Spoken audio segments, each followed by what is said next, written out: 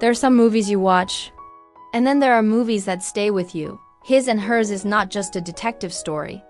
It's not just about murder. It's not even really about justice. It's about what happens to a human being when trauma becomes unbearable. When I finished watching this movie, I didn't immediately think about the crimes. I didn't think about who deserved what. I didn't even think about the law. I looked at my children. And in that moment, I realized something deeply uncomfortable. There are situations where a person is no longer acting from logic, morality, or society's rules, but from a place where the mind has already shattered.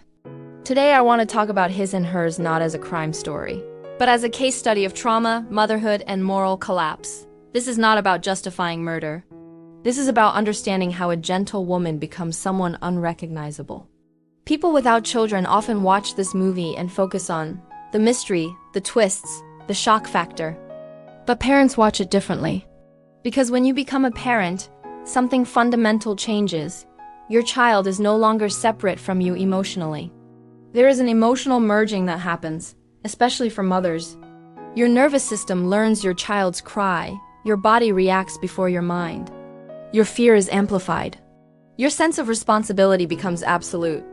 So when Anna was harmed, her pain didn't belong to her alone. It entered her mother's body. Parents don't just feel sad when their child is hurt. They feel physically responsible.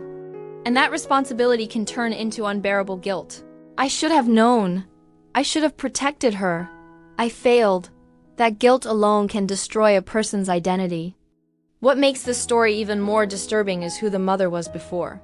She wasn't violent. She wasn't reckless. She wasn't immoral. She was gentle. She was diligent. She lived a quiet, lawful life. This matters. Because it shows us something important. Evil does not always come from evil people. Sometimes it comes from broken people. The woman we see later is not the same woman who existed before her daughter's trauma. That woman died emotionally. The events in the woods are the core wound of this story. This wasn't just bullying. This wasn't just cruelty. This wasn't a mistake. It was dehumanization. Anna was stripped of dignity. She was humiliated. She was reduced to entertainment. And what makes it even more horrifying is this: the perpetrators likely moved on. Cruelty often forgets. Trauma never does. Bullying trauma doesn't end when the event ends. It embeds itself into self-worth, identity, safety perception, trust in people. And when parents find out too late, the pain multiplies. Not only was my child hurt, I wasn't there. That realization can shatter sanity. One of the deepest themes in His and Hers is trauma transfer. The daughter suffered, but the mother absorbed the pain. This is why the mother's reaction feels so extreme. She wasn't reacting to facts. She was reacting to her nervous system being hijacked. Trauma doesn't ask permission. It doesn't respect moral frameworks. It doesn't follow legal timelines. It activates fight, flight, collapse. And in her case, it activated rage mixed with grief. Grief says, I lost my child as I knew her. Rage says, someone must pay. Together they dismantle moral restraint. This progression is important. First, grief. Grief for the child's innocence. Grief for the future that was stolen. Grief for the version of motherhood she thought she was. Then rage. Rage at the perpetrators. Rage at society. Rage at herself. Finally, moral collapse. At this stage, the mind stops asking, what is right or wrong? It starts asking only, how do I make the pain stop? That is where law no longer matters. That is where consequences disappear.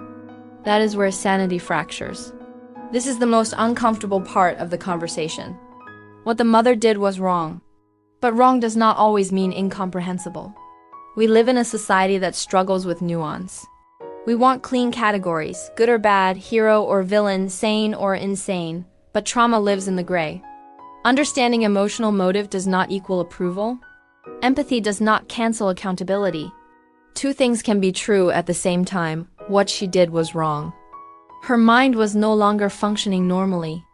That tension is what makes this story powerful. This story forces us to confront something uncomfortable. People often minimize cruelty when it's framed as humor. But humiliation leaves scars. Bullying reshapes brains, public shaming destroys identity. And the ripple effects don't stop with the victim. They reach parents, They reach families. They can alter entire lives. No one knows how close someone is to breaking. My personal reflection as a mother for 5 minutes. Watching this as a mother changed everything for me. I looked at my sons, and I realized something frightening. If someone deliberately harmed my child, I don't know if the person I am today would survive that. I would never be the same. I might still breathe. I might still exist, but sanity, moral clarity, trust in the world, those might not survive. That doesn't make violence right, but it makes the human response understandable.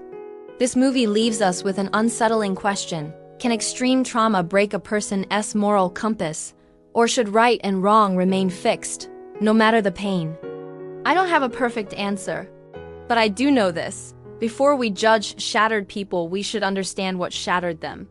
Because sometimes the crime isn't the beginning of the story, it's the end of it. If this reflection resonated with you, I'd really like to hear your thoughts in the comments. Do you believe trauma can change who a person becomes? Or do you believe morality should never bend? Let's talk respectfully, thoughtfully, honestly.